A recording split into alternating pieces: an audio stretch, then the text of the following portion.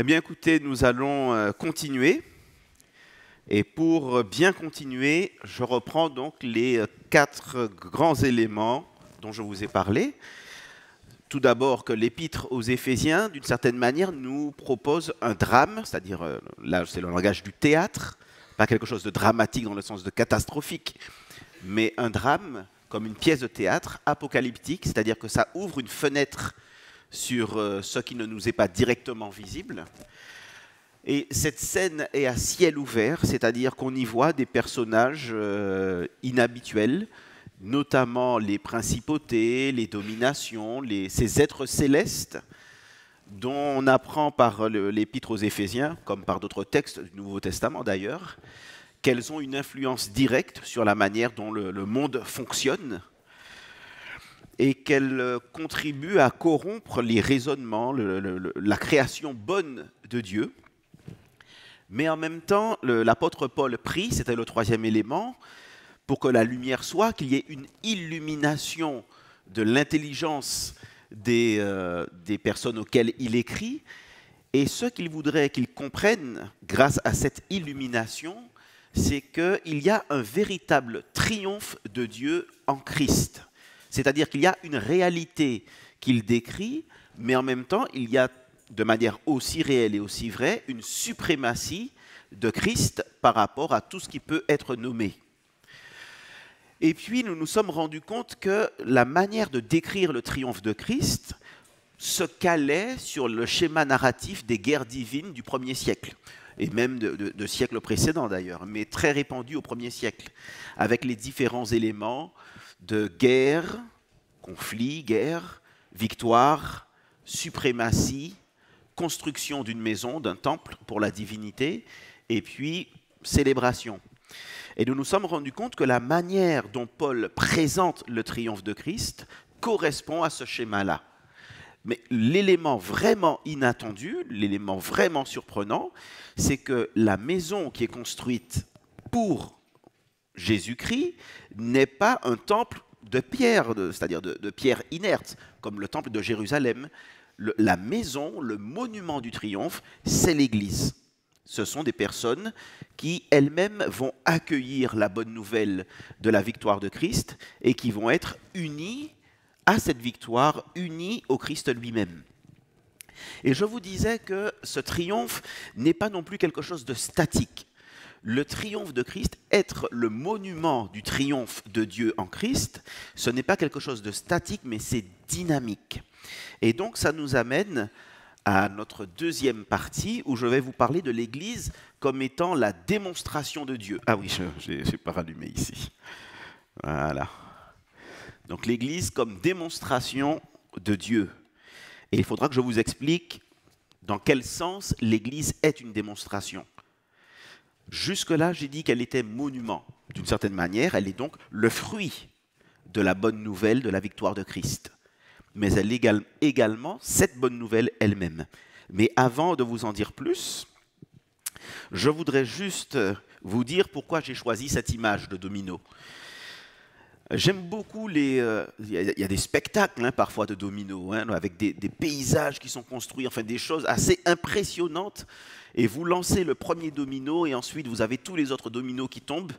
Et là, on regarde tous, on a peur qu'il y ait un moment donné où ça ne fonctionne pas, on est déjà triste par avance presque au cas où. Et en fait, on se rend compte que tout fonctionne et on est ébahi. Si j'ai choisi cette image, c'est parce que souvent elle est utilisée pour parler de la démonstration par récurrence. Alors je vais dire 2 ou 3 mots là. Si vous les oubliez, ce n'est pas grave. Si vous ne les comprenez pas, ce n'est pas le plus important. Mais je vais vous les dire quand même. Quand on met les dominos de cette manière-là, alors ça peut être en tournant ou pas, ça peut être une ligne droite, peu importe. En tout cas, nous faisons quelque chose de très mathématique, même si on ne s'en rend pas compte, parce que quand on place les dominos, on n'est pas en train de faire un calcul mathématique. Mais à vrai dire, de manière intuitive, on fait des maths, parce qu'on calcule la distance qu'il faudra entre les dominos. On ne les place pas tout simplement à n'importe quelle distance. On imagine la distance qu'il faudra, on imagine la manière dont il faudra les placer pour que ça marche. Et d'une certaine manière, C'est un petit peu ce qu'on fait aussi avec la démonstration par récurrence. C'est-à-dire que la démonstration par récurrence, c'est si une chose est vraie pour le premier élément de la chaîne, alors ce sera vrai, si on arrive à le démontrer, on dira ce sera vrai pour le reste. Par exemple, pour que ça marche, là, les dominos, et que tout soit renversé, il nous faut au moins deux conditions. La première condition, c'est que les dominos soient placés suffisamment près les uns des autres, de sorte que si le domino numéro n tombe, ça lui rappelle les suites, hein, les suites numériques et ainsi de suite. Les dominos doivent être placés suffisamment près les uns des autres, de sorte que si le domino numéro n tombe, alors le domino suivant, c'est-à-dire le numéro n plus 1, tombera également. Première condition. Si n tombe, n plus 1 tombera si j'ai fait le bon calcul de distance. La deuxième condition, c'est qu'il faut faire tomber le domino numéro 0, parce que si le numéro 0 ne tombe pas, le tout premier, rien ne se passera. Ainsi donc, ce qui se passe ici, c'est exactement ce qu'on a pour une démonstration par récurrence. D'abord, on vérifie que la propriété est vraie au rang 0, et dans notre exemple, c'est le domino 0. Ensuite, on vérifie que si la propriété est vraie à un rang n, alors elle sera aussi vraie au rang n plus 1. Et ainsi de suite. Évidemment, certains d'entre nous, nous nous souvenons de nos suites numériques et ainsi de suite, quand nous étions au lycée et après. Et parfois, nous nous en souvenons avec joie. Et parfois, on s'en souvient avec joie parce qu'on a aimé. Et parfois, on s'en souvient avec joie parce que c'est fini. Ça, c'est la démonstration par récurrence. Mais nous le faisons de manière tellement intuitive. Nous plaçons nos dominos. Mais laissez-moi vous dire qu'il y a une autre démonstration qui, elle aussi, d'une certaine manière, est faite par récurrence, c'est-à-dire de génération en génération. Et cette démonstration, c'est celle que constitue l'Église. Cette démonstration que constitue l'Église, je voudrais vous en parler en vous disant tout d'abord que l'Église est démonstration de Dieu parce qu'elle est invitée à habiter la victoire de Dieu. Il faut que je vous dise ce que j'entends par là. Habiter la victoire de Dieu. Paul, lorsqu'il termine la première moitié de l'Épître aux Éphésiens, c'est-à-dire quand on arrive à la fin du chapitre 3, alors, une petite parenthèse. Dans les lettres de Paul, en général, il y a une introduction, des salutations, une conclusion, salutation finale, et puis la plupart du temps, il y a le corps de la lettre, et la plupart du temps, il y a deux parties repérables. Une première partie très doctrinale, hein, où il dit les éléments théoriques. Hein. Quand je dis théorique, ça ne veut pas dire qu'ils ne sont pas connectés à de la pratique. Ils sont liés à de la pratique. Mais tous les fondements théoriques, théologiques, doctrinaux. Et puis ensuite, il y a une deuxième partie, dans le corps de sa lettre, où là, maintenant, on applique la doctrine. On applique ce qui a été dit. Maintenant, il se trouve que dans l'Épître aux Éphésiens, ma première partie, la partie théorique, la partie où il y a la théologie, la partie où il y a le contenu doctrinal à comprendre, va jusqu'à la fin du chapitre 3. Lorsque Paul termine la première moitié donc, de sa lettre, il la termine par une doxologie très particulière. On est en Éphésiens 3, versets 20 à 21. Et donc là, je voudrais vous lire quelques passages à nouveau, afin que nous ayons les éléments en tête. Et avant même de lire Éphésiens 3, versets 20 à 21, je vais lire les passages qui s'affichent ici sous l'Église démonstration de Dieu. C'est-à-dire le chapitre 1, versets 3 à 14, le chapitre 2, versets 4 à 7, et le chapitre 3, versets 7 à 10. Si je lis autant de passages, c'est parce que je tiens à ce que nous ayons les choses en tête lorsque nous en parlons. Donc je commence avec le premier passage, chapitre 1, versets 3 à 14. « Béni soit le Dieu et Père de notre Seigneur Jésus-Christ, qui nous a bénis de toute bénédiction spirituelle dans les lieux célestes, dans le Christ. En lui, il nous a choisis avant la fondation du monde, pour que nous soyons saints et sans défaut devant lui. Dans son amour, il nous a destinés d'avance par Jésus-Christ à l'adoption filiale, pour lui, selon sa volonté bienveillante, afin de célébrer la gloire de sa grâce, dont il nous a comblés en son bien-aimé.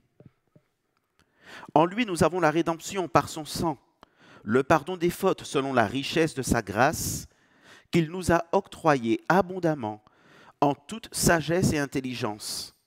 Il nous a fait connaître le mystère de sa volonté, le projet bienveillant qu'il s'était proposé en lui pour le réaliser quand les temps seraient accomplis, récapituler tout dans le Christ, ce qui est dans les cieux comme ce qui est sur la terre.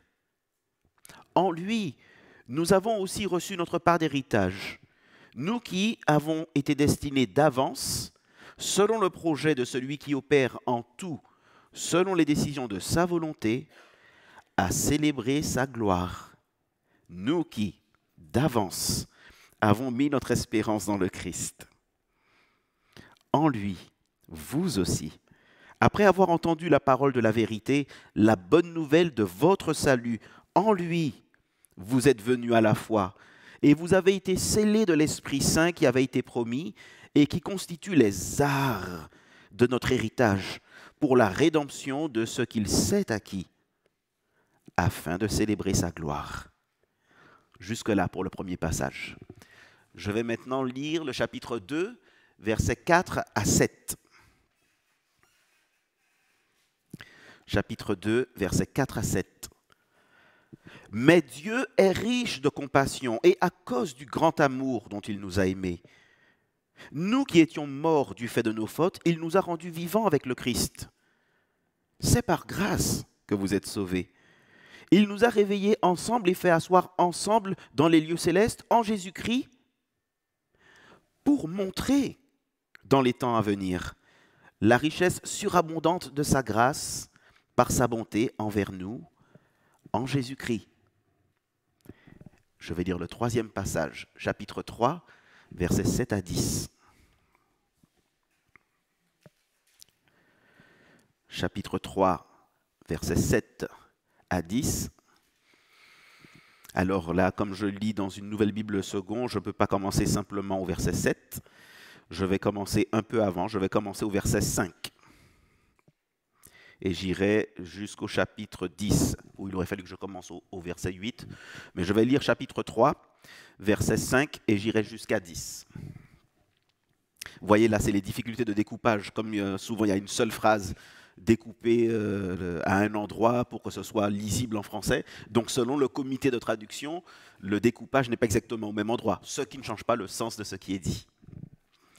Donc je commence au verset 5, chapitre 3, verset 5. « Ce mystère n'avait pas été porté à la connaissance des fils des hommes dans les autres générations, comme il a été révélé maintenant par l'Esprit à ses saints apôtres et prophètes, à savoir que les non-juifs ont un même héritage, sont un même corps, participent à la même promesse en Jésus-Christ, par la bonne nouvelle dont je suis devenu ministre, selon le don de la grâce de Dieu qui m'a été accordé par l'opération de sa puissance. À moi, le moindre de tous les saints, cette grâce a été accordée d'annoncer aux non-juifs comme une bonne nouvelle la richesse insondable du Christ et de mettre en lumière pour tous la réalisation du mystère caché de tout temps en Dieu, le Créateur de tout, afin que la sagesse de Dieu, dans sa grande diversité, soit maintenant portée par l'Église à la connaissance des principats et des autorités dans les lieux célestes. Je continue, verset 11. Selon le projet éternel qu'il a réalisé en Jésus-Christ, notre Seigneur. J'ai lu 3 passages ici. Et ces 3 passages, je les ai lus parce qu'ils sont importants pour nous, pour que nous comprenions ce que c'est que d'habiter la victoire de Dieu. Et je vous disais que Paul termine la première moitié de cette lettre par une doxologie. Une doxologie, ce sont ces phrases où nous rendons gloire à Dieu, nous exprimons la gloire de Dieu. Mais au chapitre 3, versets 20 à 21, c'est le seul endroit du Nouveau Testament, le seul de tout le Nouveau Testament, qui mentionne la gloire de Dieu dans l'Église. Éphésiens 3, 21 mentionne la gloire de Dieu dans l'Église.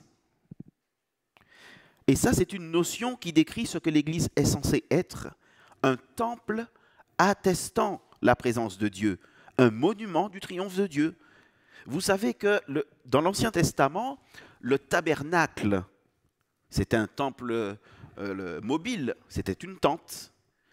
C'était le lieu qui avait été donné au peuple pendant l'Exode, le lieu où Dieu manifestait sa gloire. Parler de la gloire de Dieu, c'est parler de sa présence. C'est l'endroit où Dieu se laissait rencontrer. Puis il y a eu le temple de Jérusalem, fait de pierre, mais c'est toujours l'endroit où Dieu manifestait sa gloire. Et puis en Ézéchiel, un jour, on se rend compte que Dieu, la gloire de Dieu, va quitter le temple. Et le peuple comprend bien ce que ça veut dire. Quand la gloire de Dieu quitte le temple, ça veut dire que Dieu n'est plus là. Que s'était-il passé pour que Dieu quitte la gloire, que la gloire quitte le temple? Eh bien, le peuple avait développé une forme de foi superstitieuse dans le temple et ne s'appuyait plus sur le Dieu du temple. Et les prophètes l'ont dénoncé. Les prophètes, à un moment donné, parlent du peuple qui disait le temple de Jérusalem, le temple de Jérusalem, le temple de Jérusalem. Comme une manière de dire, tant que le temple est là, nous n'avons rien à craindre. Oui, mais le temple, ce n'est pas ce qui importe le plus. Ce qui importait, c'était ce qu'il signifiait, la présence de Dieu. Et quand la gloire quitte le temple, c'est que Dieu n'est plus là. Et effectivement, après, c'est la déportation. Et puis ensuite, voici que nous arrivons au Nouveau Testament, en Jean. La parole se fait chair et elle vient demeurer parmi les siens, habiter parmi les siens. Le verbe qui est utilisé, si on le traduisait littéralement, il faudrait dire que la parole est venue tabernacler. C'est un verbe qui est construit sur le mot tabernacle. La parole est venue tabernacler au milieu des siens. Ça veut dire Dieu est venu se rendre présent parmi les siens. Dieu avec nous. Emmanuel. Et puis, voici que maintenant, Paul nous parle de l'Église comme étant l'endroit où la gloire de Dieu est présente. C'est le seul endroit où c'est aussi explicite. Et cette gloire de Dieu a un effet.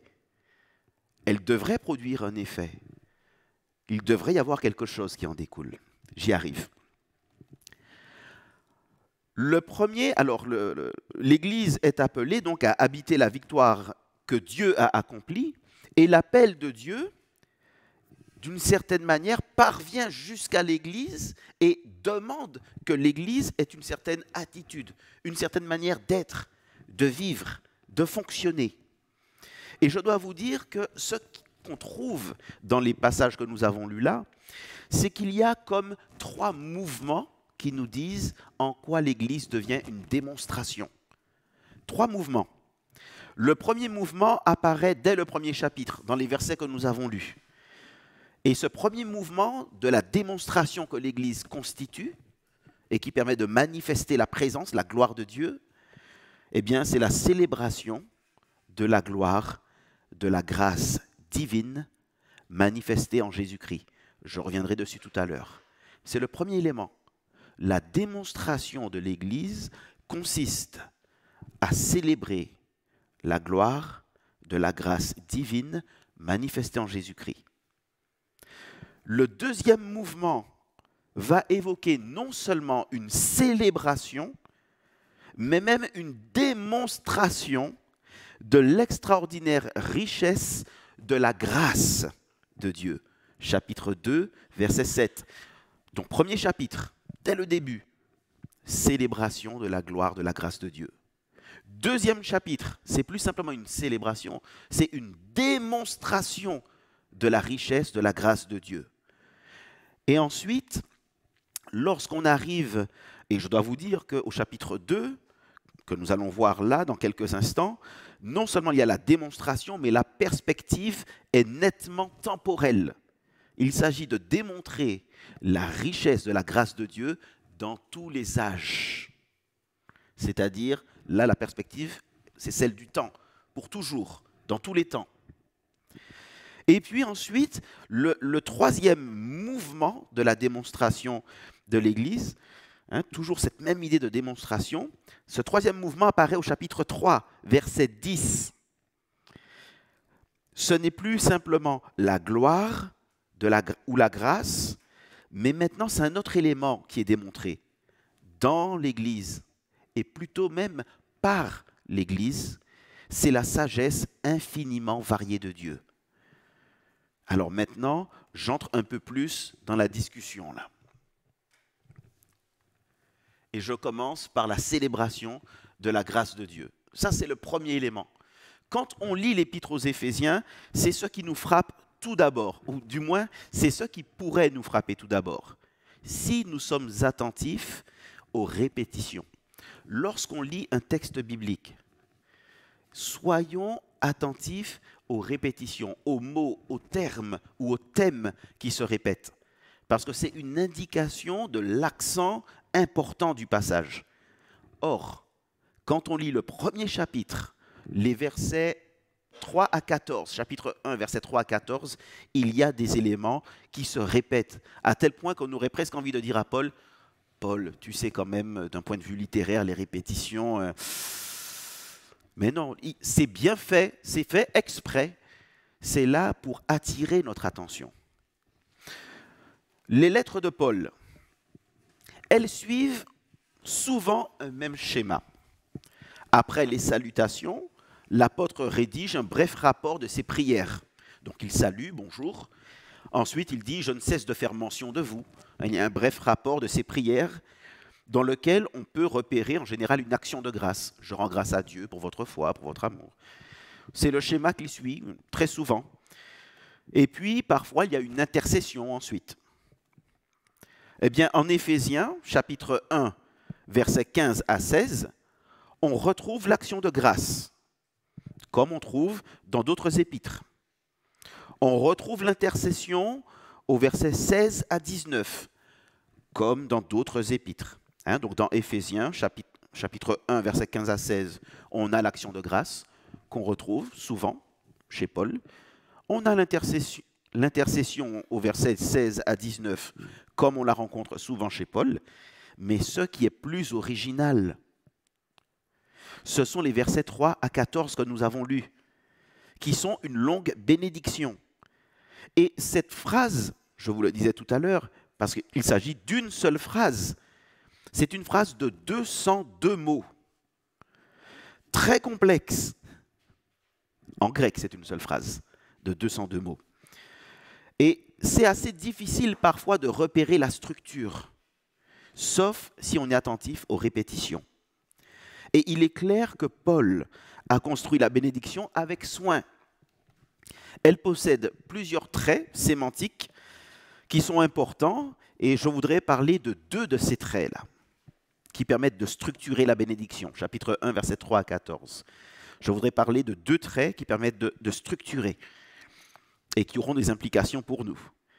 Premièrement, les limites internes de chaque subdivision, c'est-à-dire quand on prend le passage et qu'on essaye de le diviser en plusieurs sous-unités, on se rend compte que les limites internes, c'est-à-dire je prends un passage, il commence et se termine d'une manière, ça c'est la limite, elle est dans mon passage, c'est la limite interne.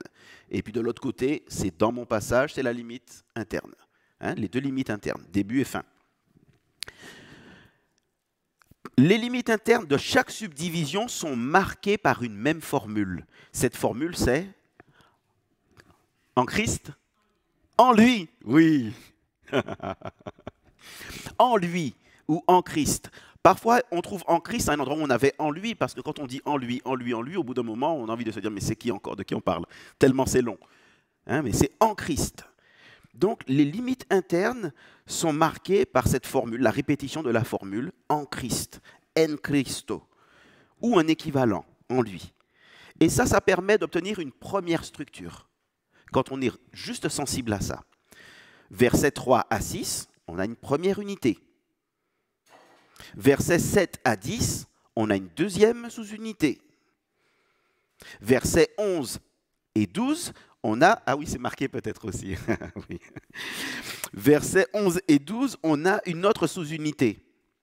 Versets 13 et 14, on a encore une sous-unité, grâce à la formule en Christ, en lui.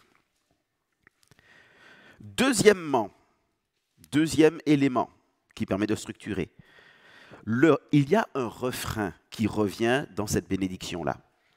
Et le refrain qu'on trouve au verset 6, au verset 12 et au verset 14, c'est « pour la louange de sa gloire ». Alors, chaque fois que ce refrain apparaît, il vient conclure une section dans laquelle une des trois personnes de la Trinité a été particulièrement mise à l'honneur. C'est très intéressant, hein. Ça nous montre que ce n'est pas le fruit d'un hasard. Donc, trois mouvements. Versets 3 à 6 soulignent l'œuvre du Père avant la fondation du monde. Et on termine avec la louange de la gloire de sa grâce. Et c'est le but de ce qu'il a fait, afin que nous célébrions la louange de la gloire de sa grâce. Ensuite, les versets 7 et 10, puis 11 et 12 passent du projet éternel à sa réalisation dans l'histoire, en Christ. Et là, on a afin que nous célébrions, afin de célébrer la louange de sa gloire. Et puis ensuite, on arrive au verset 13 à 14, qui s'adresse pour la première fois à la communauté destinataire, là on a le « vous », et qui est marqué dans le temps présent par le sceau de l'Esprit. Et ça se termine par la célébration de la gloire de Dieu à nouveau. Le positionnement de la formule « en Christ » témoigne de la centralité de Christ dans l'œuvre de Dieu en faveur des croyants. Quant à la louange, elle vient clore chaque partie du mouvement. Chaque mouvement se termine par la louange. Et j'aime bien ce que disait Andreas Detwiller.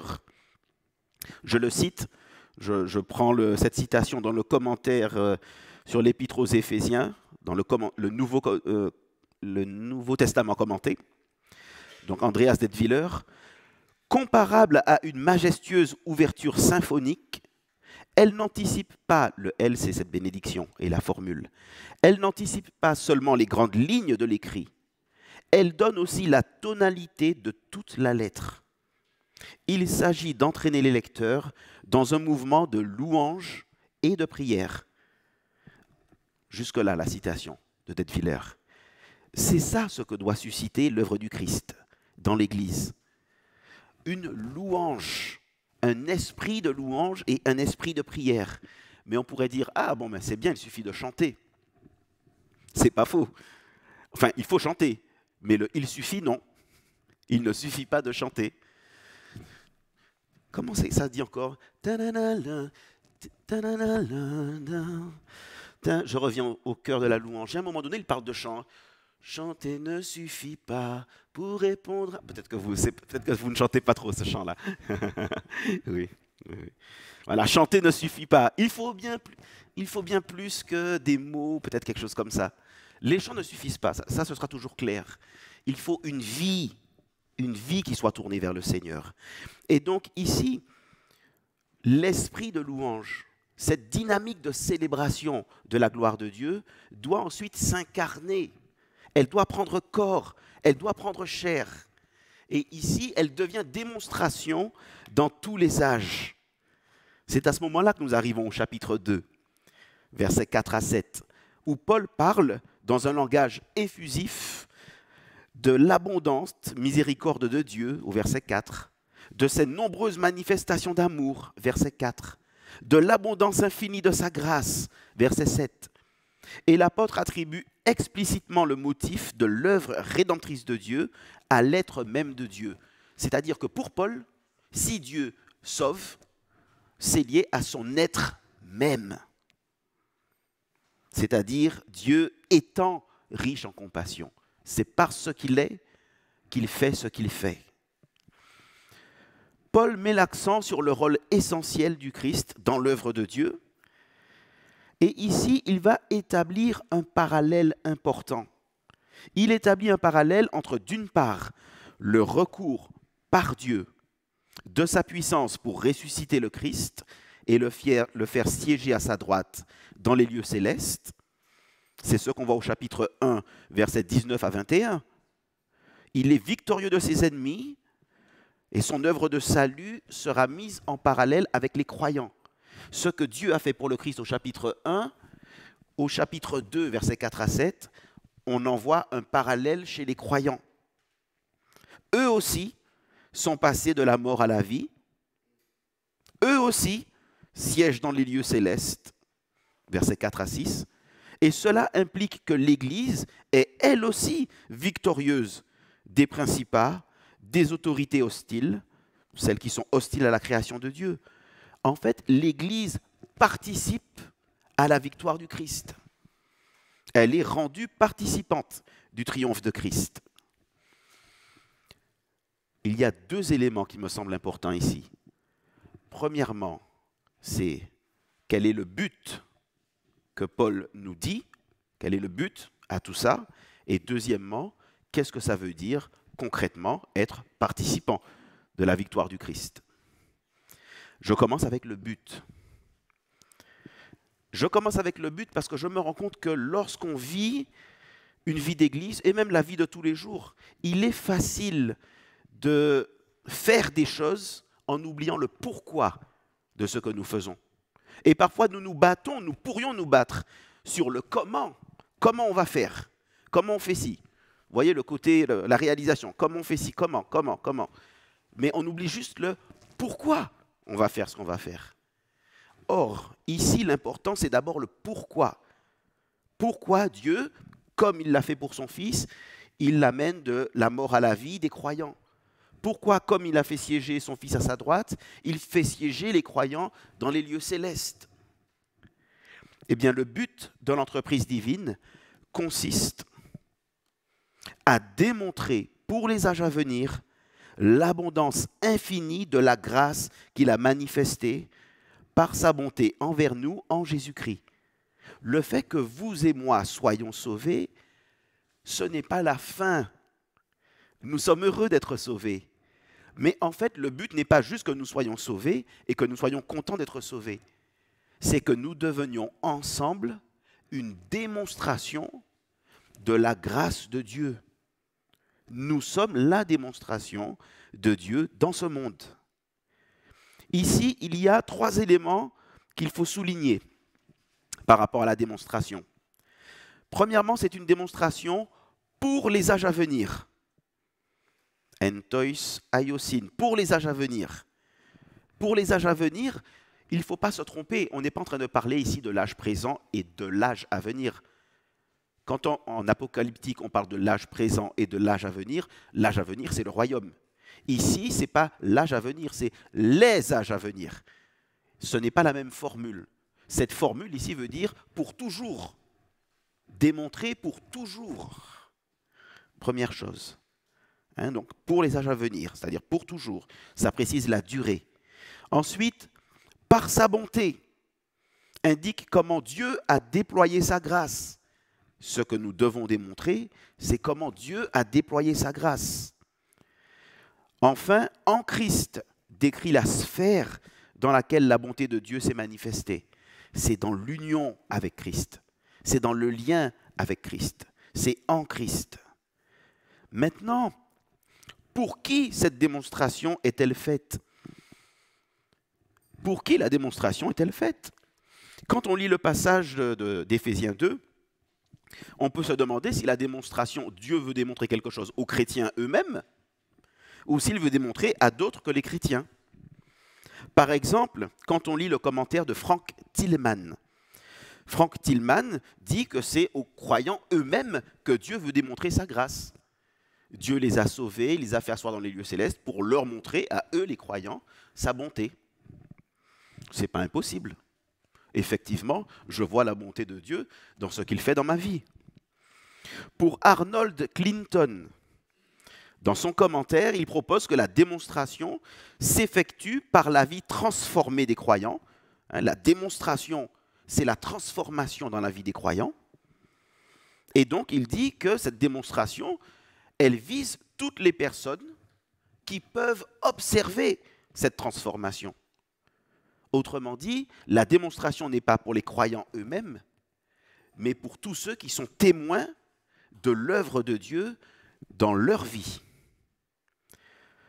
Et puis d'autres commentateurs comme Bruce, Lincoln, Honor et d'autres encore, alors là ce sont vraiment des commentaires de référence sur le sujet, mais techniques par contre, techniques. Eux aussi soulignent que ce n'est pas pour les croyants la démonstration, mais que c'est pour ceux qui peuvent les observer, et en particulier pour les principats et les autorités. C'est à ceux-là qui ont corrompu la bonne création de Dieu que maintenant Dieu démontre qu'ils n'ont pas tout submergé, qu'ils n'ont pas tout détruit, et que Dieu est en train de restaurer ce qu'ils avaient brisé.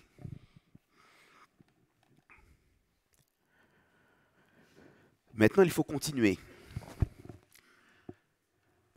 Il faut continuer parce que cette démonstration, c'est non seulement dans tous les âges, cette transformation qui est observée de génération en génération, mais c'est aussi une transformation et une démonstration d'ampleur cosmique.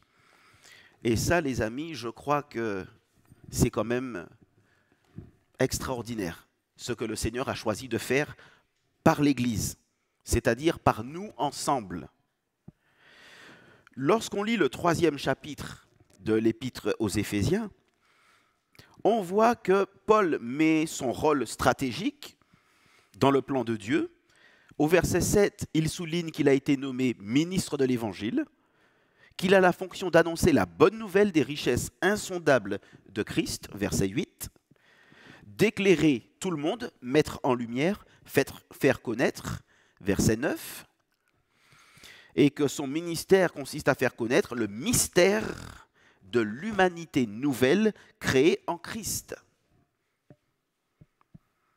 Le but et le résultat de son ministère consiste à faire connaître la sagesse infiniment variée de Dieu aux principats, aux autorités, là c'est explicite, au verset 10, par l'intermédiaire de l'Église. Qu'est-ce que ça veut dire? Qu'est-ce que ça implique? Ça veut dire que ce que nous vivons ensemble n'a pas simplement pour but que les personnes qui sont autour de nous observent ce qu'est l'Église. Bien sûr, nous sommes des témoins dans notre monde. Et bien sûr, nous voulons que les personnes autour de nous voient ce que c'est que l'Église. Et voient que l'Église, c'est vrai. Il y a quelque chose de vrai que nous vivons. Mais ici, Paul est en train de nous dire que nous sommes une démonstration, ensemble, pour les êtres célestes, pour les principats, les autorités. Ça veut dire que ce que nous vivons en Église, Dieu s'attend à ce que nous le vivions comme démonstration pour eux. Qu'est-ce que ça veut dire?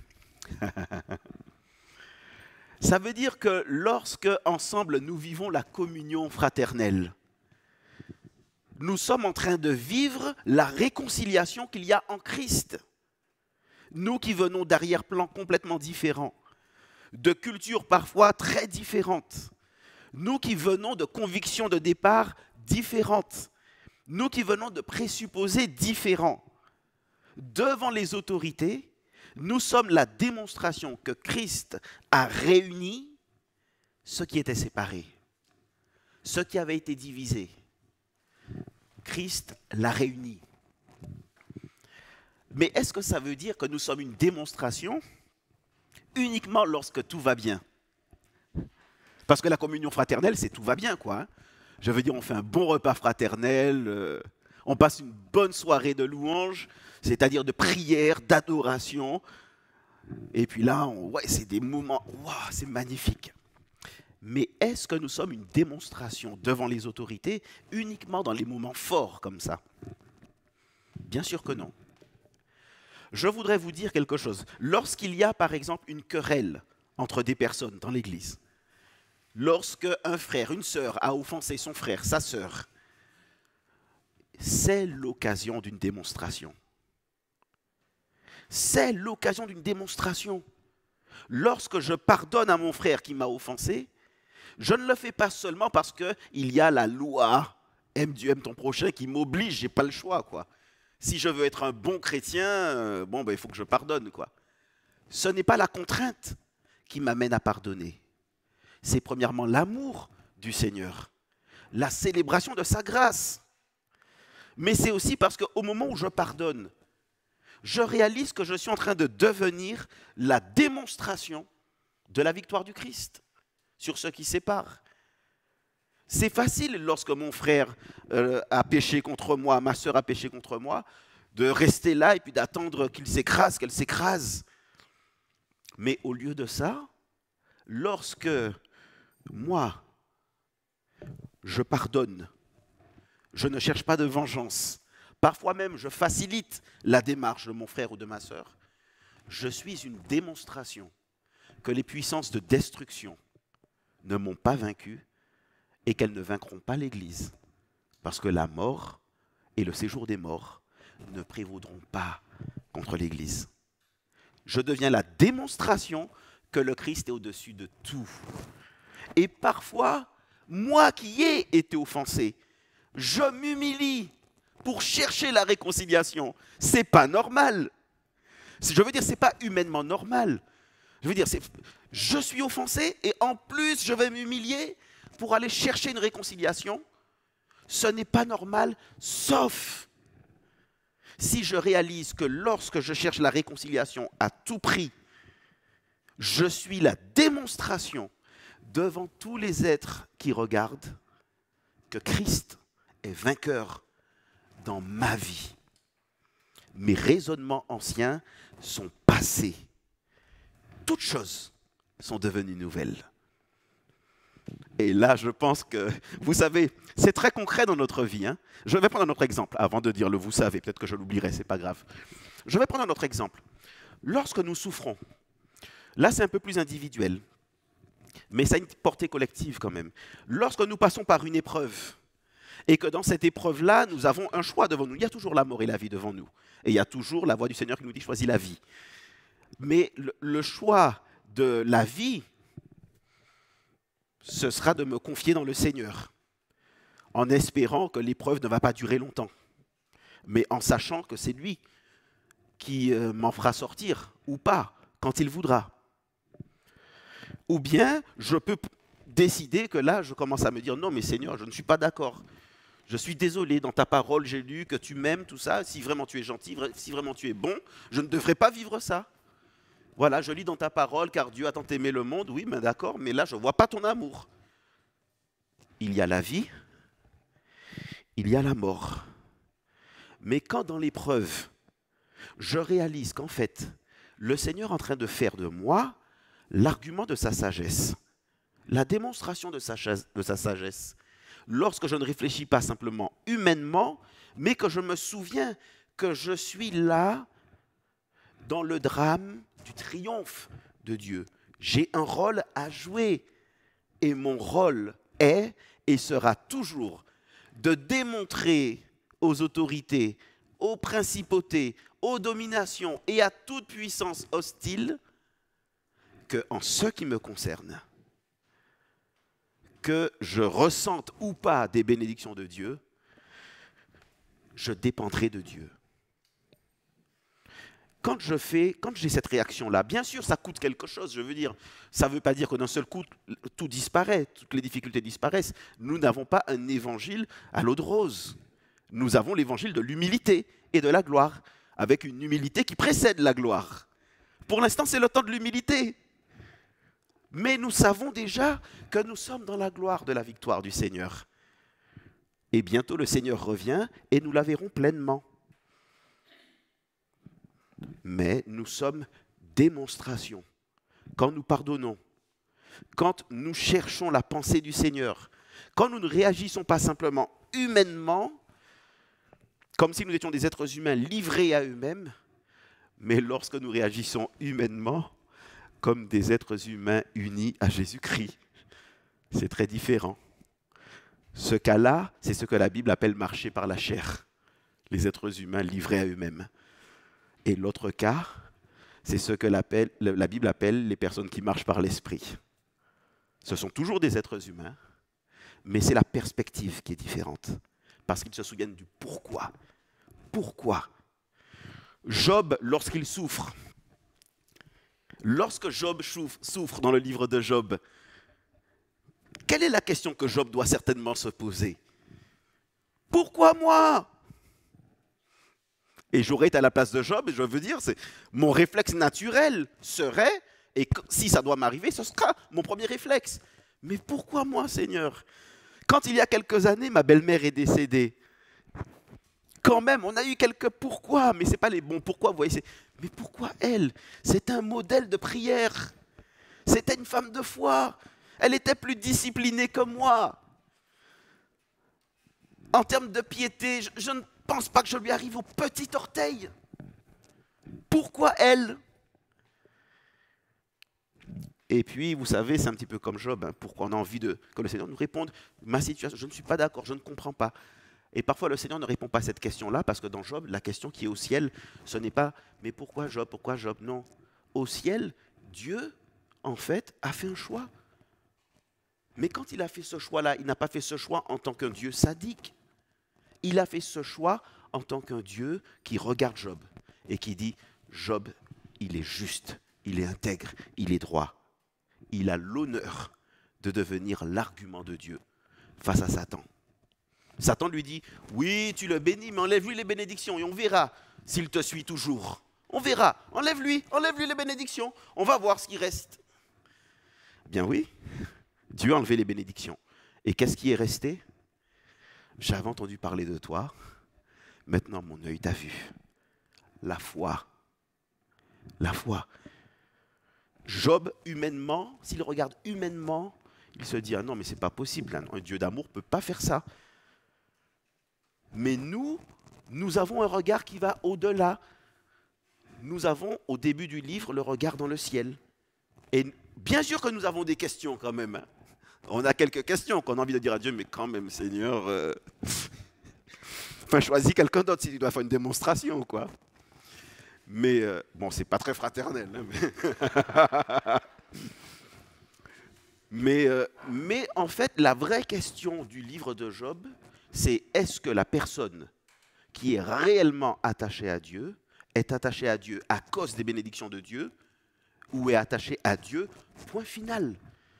Et donc, l'Éternel a donné, l'Éternel a repris, béni soit le nom de l'Éternel. Ça, ce n'est pas humainement normal. Ça devient une démonstration. Lorsque l'Église va au-delà de ce qui est simplement humainement normal et que son amour se déploie d'une façon étonnante, nous sommes démonstration de la victoire de Christ. Et cet amour, ce n'est pas seulement l'amour pour les frères et sœurs. Parce que si tu n'aimes que ton frère ou ta sœur, qu'est-ce que tu fais de plus que les païens? Sermon sur la montagne. L'amour qui est plus que l'amour ordinaire, c'est l'amour qui aime même les gens avec qui on n'a pas de lien particulier, de ressemblance, d'affinité. C'est un amour qui aime. C'est l'amour, quoi, je veux dire.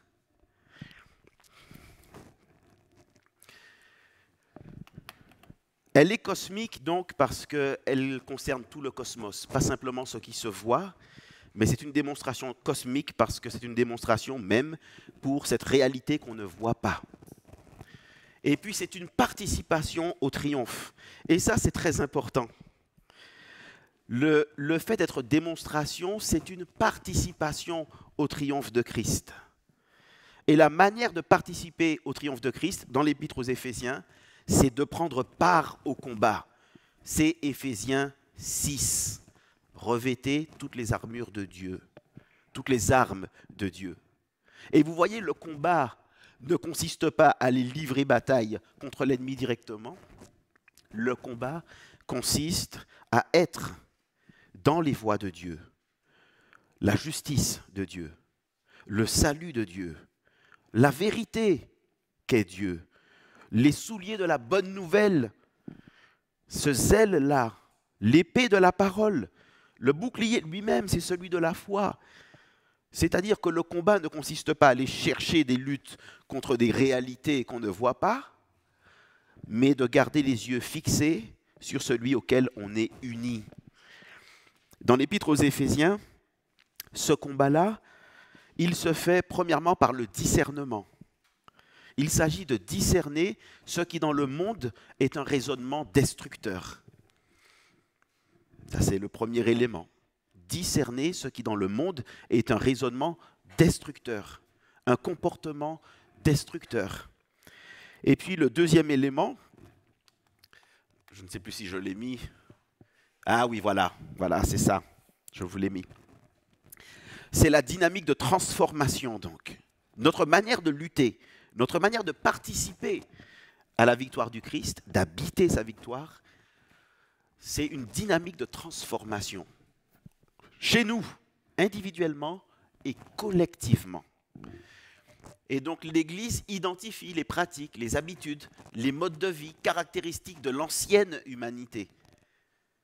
Vous voyez, le but n'est pas d'être dans un esprit de séparation. Vous voyez, je ne veux pas de contact avec un tel. Non, c'est pas ça. Jésus n'a pas eu peur d'être en contact avec qui que ce soit. Sinon, il ne serait pas venu vers moi.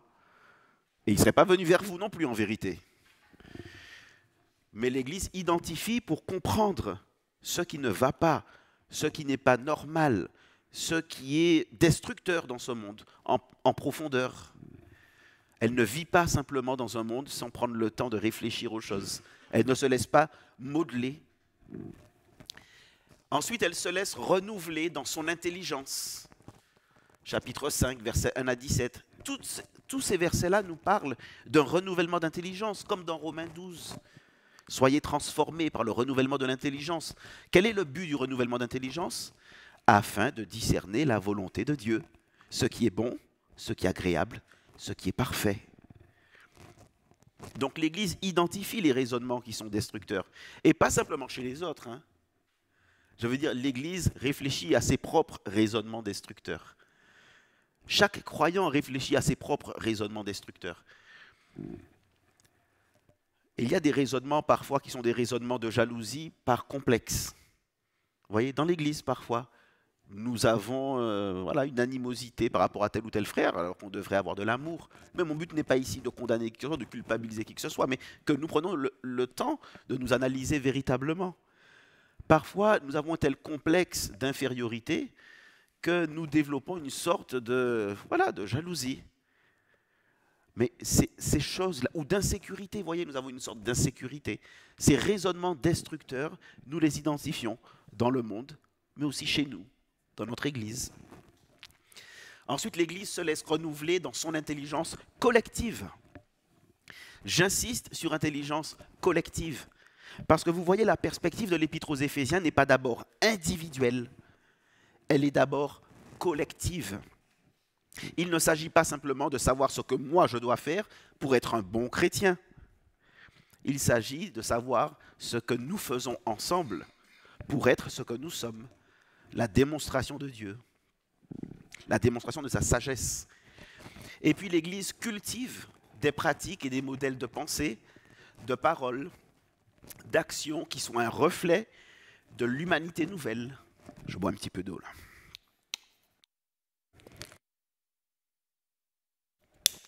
Et là, ça demande d'être intentionnel. On aime bien ce mot-là, intentionnel. Ça veut dire on est conscient de ce qu'on fait. On cherche à cultiver, favoriser une culture d'église qui soit faite de pratiques, de modèles de pensée, de paroles, d'actions, qui soit un reflet de l'humanité nouvelle. Et ça ne se fait pas simplement naturellement comme ça. On a besoin d'y réfléchir, peut-être de réfléchir parfois à une culture d'église. Des fois, on appelle ça la vision. Quelle vision on a de l'église? Mais une culture d'église. Quand quelqu'un entre dans notre église, qu'est-ce qu'on voudrait que la personne se dise?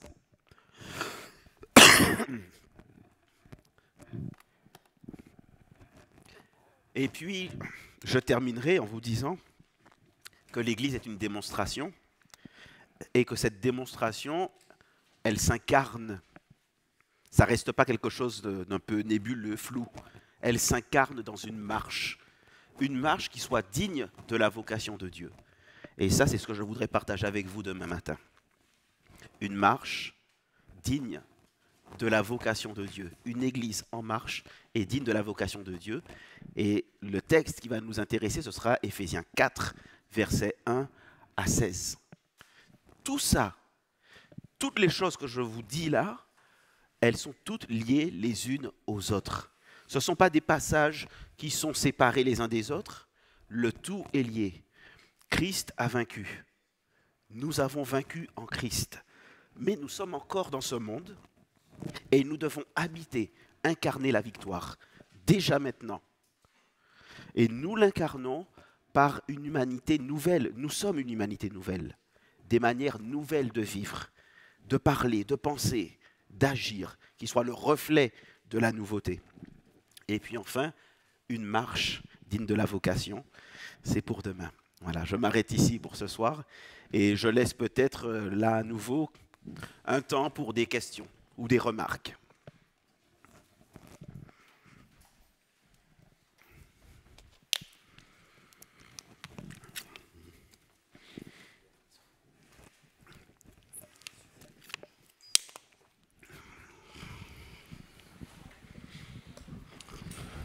Merci encore, c'était vraiment génial. Voilà, j'ai kiffé.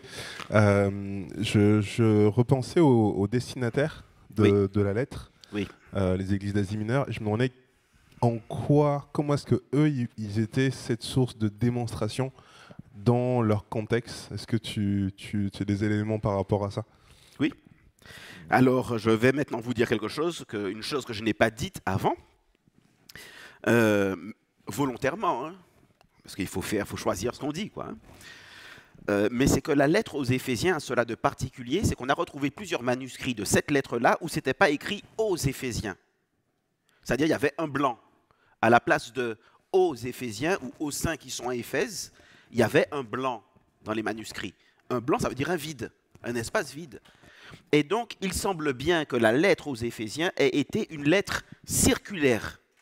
Ça veut dire que c'était une lettre qui devait être lue dans l'ensemble de l'Asie mineure, Turquie actuelle. Et puis, quand une église recevait une copie du manuscrit, l'église, ce n'était pas marqué à Éphèse, parce que si c'était, par exemple, je ne sais pas moi, à Colosse, mais Colosse allait recevoir et allait dire aux saints qui sont à Colosse. Hein, donc c'est pour ça qu'on a retrouvé des blancs, certainement circulaires. Et la première chose, c'est qu'à eux qui étaient confrontés à l'idolâtrie, qui était très présente dans leur quotidien. Ils avaient besoin de la vision dont on a parlé au début, lors de la première partie, et de la deuxième aussi. Mais ils étaient amenés eux-mêmes à se démarquer de ceux qu'il y avait autour d'eux, non pas par une séparation physique. Jamais on n'arrive à annoncer l'évangile par la séparation physique. À qui on va annoncer l'évangile? Donc la séparation était dans notre ordre. Et cette séparation, c'était notamment la manière dont ils allaient vivre le rapport au temple des différentes divinités. Ne plus fréquenter ces temples-là. Mais il y avait de vrais enjeux, parce que la viande qu'ils achetaient sur le marché, en général, c'était de la viande qui était vendue, c'était ce qui n'avait pas été utilisé lors des sacrifices offerts aux divinités. Je veux dire, on ne faisait pas de la viande sur le marché pour le plaisir de faire de la viande, hein, de vendre de la viande. On sacrifiait dans des temples païens, et puis ce qui n'était pas nécessaire pour le sacrifice était vendu ensuite sur le marché. Et donc même la manière dont ils concevaient leur rapport à ces viandes-là était important. C'est ce que Paul explique en particulier aux Romains. Donc ça veut dire que leur vie de tous les jours devait consister, comme Paul le dit, à avoir cette conscience de leur salut, Éphésiens 6, casque du salut, à garder toujours cette cuirasse de la justice, c'est-à-dire leur vie, la justice pratique, la justice concrète, dans leurs liens sociaux avec les gens. Ça veut dire ce qu'on trouve dans le sermon sur la montagne, par exemple. Lorsque ton frère a péché contre toi, tu ne l'emmènes pas devant un juge. Voilà, vous réglez les choses entre frères. Bien sûr, il y a un saut entre le premier siècle et puis maintenant. Je veux dire, il y a des situations où aujourd'hui, il faut passer devant un juge. Hein, il y a des situations comme ça. Hein. Mais c'est ce genre de comportement qui n'était pas habituel à l'époque. Par exemple, il était normal à l'époque, lorsqu'il y avait les jeux ismiques ou autres, selon les endroits où on habitait, dans l'ensemble de l'Empire, eh ben, il était normal, lorsqu'il y avait des jeux sportifs, qu'il y ait aussi des sacrifices, puisque tout allait ensemble. Les jeux sportifs étaient sous couvert d'une divinité, on offrait des sacrifices, il y avait des processions. Oui, mais la manière de faire les choses de ces chrétiens-là devait indiquer une différence, une manière différente de vivre les choses, quoi. Alors, on n'a pas les exemples concrets, parce que ce qu'il veut ici, c'est nous donner les principes. Et je suis content qu'on n'ait pas tous les exemples concrets. Vous savez pourquoi? Parce que parfois, nous transformons les exemples concrets en loi. Nous confondons l'exemple et le principe. Le principe se décline en toute espèce de forme, d'incarnation. Le principe est important et les exemples vont changer de forme en fonction des temps. C'est le principe qui ne change pas.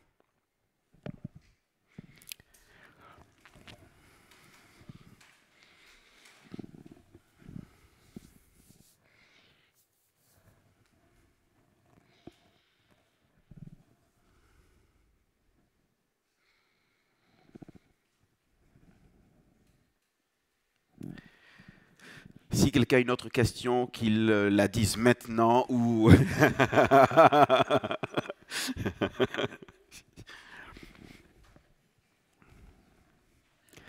Voilà, eh bien... Ah, voilà.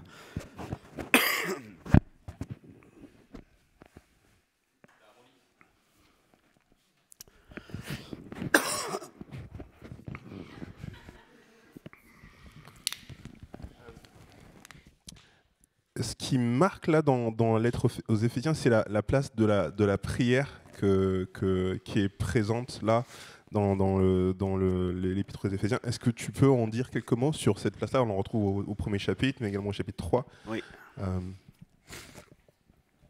Je pense que c'est fondamental, cette place de la prière, parce que la prière est le moyen d'exprimer à la fois notre reconnaissance, mais en même temps notre dépendance.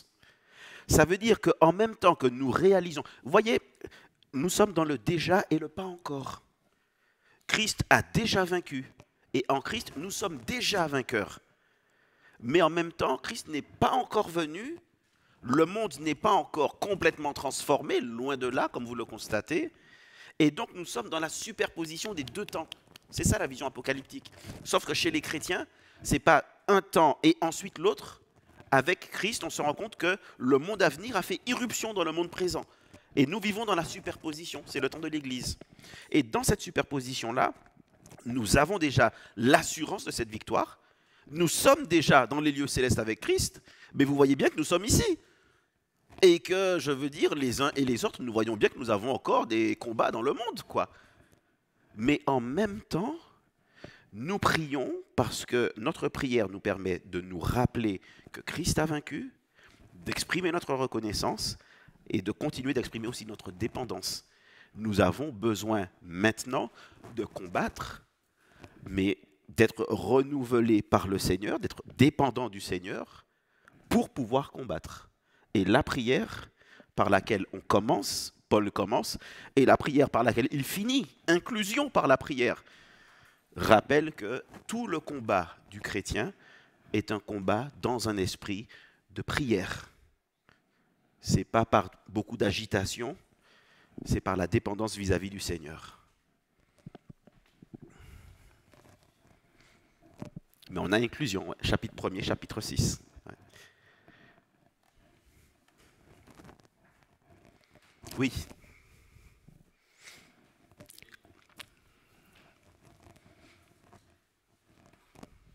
Une inclusion, c'est quand on a un passage et que le début et la fin répètent un thème ou des termes. Hein. Donc tout ce qui est à l'intérieur est inclus dans cette idée importante. Je voulais que vous puissiez revenir un petit peu sur la culture d'église. Oui. Vous l'avez associée à la vision. Oui. Et c'est une notion qui est relativement, enfin pour moi personnellement, nouvelle, parce que j'avais l'idée, bon je ne suis pas convertie depuis très longtemps, mais j'avais l'idée que l'Église pouvait se contenter de faire toujours les mêmes choses et rester dans la volonté de Dieu sans se projeter, enfin, et du coup rester stagné.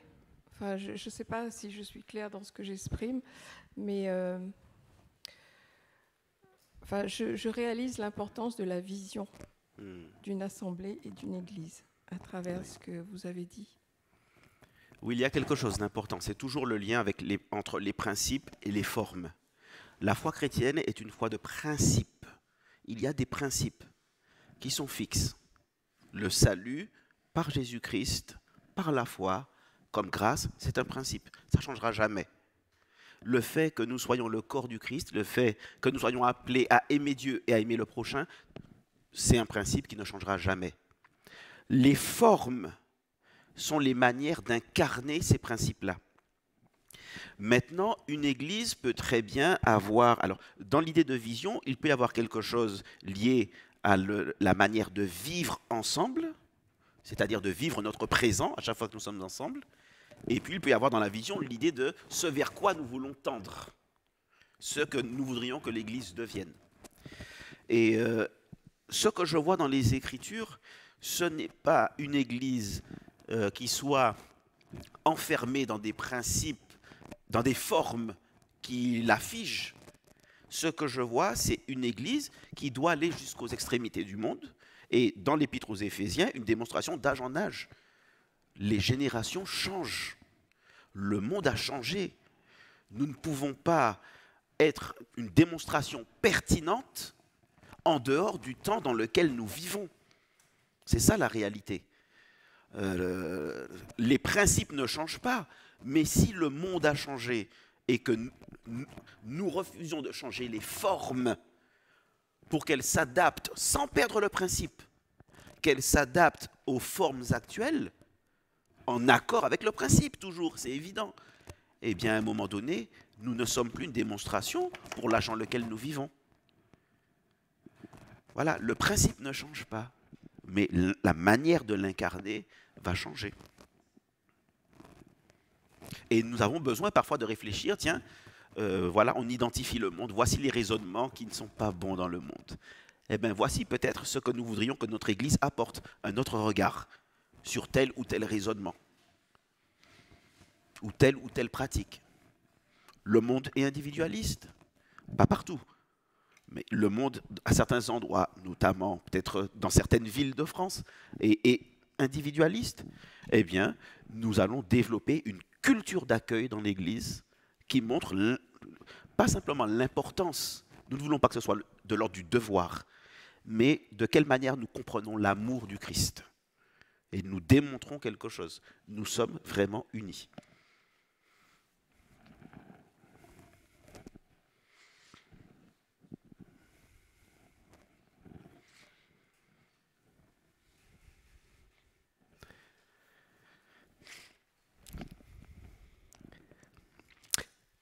Eh bien voilà, je crois que nous nous arrêtons là pour ce soir. Merci beaucoup pour votre attention, c'est très agréable d'être parmi vous. C'est nous qui te remercions, Cédric. Peut-être on n'aura pas forcément le temps et l'opportunité demain, mais ce que je vous propose, on avait jusqu'à 21h30, le but n'est pas d'aller jusque-là, mais ce que je vous propose, c'est de réserver un petit moment à la prière avec tout ce qu'on a vu. Je pense qu'on a de quoi dire à Dieu. Et je conclurai ce temps de prière, si vous voulez bien. Est-ce que tu as des sujets de prière pour lesquels nous pourrions prier? Et quand je prierai pour conclure, eh bien je prierai pour toi. Oui, alors je pense beaucoup à mes filles. Voilà, j'aurais aimé que mes filles fassent une vraie rencontre avec le Seigneur, quoi. Elles ont 13, 12 et 7 ans. Je crois que quelque chose s'est déjà passé, mais je voudrais que ce soit leur foi à elles, pas leur foi à travers leur mère et moi, quoi. Voilà, donc je voudrais qu'elles rencontrent le Seigneur. Et voilà. Et puis je voudrais que ma femme et moi, nous continuions d'être un couple uni et que nous trouvions comment aider notamment les jeunes. Nous avons un cœur vraiment pour les jeunes. Donc que le Seigneur nous montre comment aider les jeunes voilà, à trouver la stabilité qu'ils ne trouvent pas très souvent chez eux, quoi.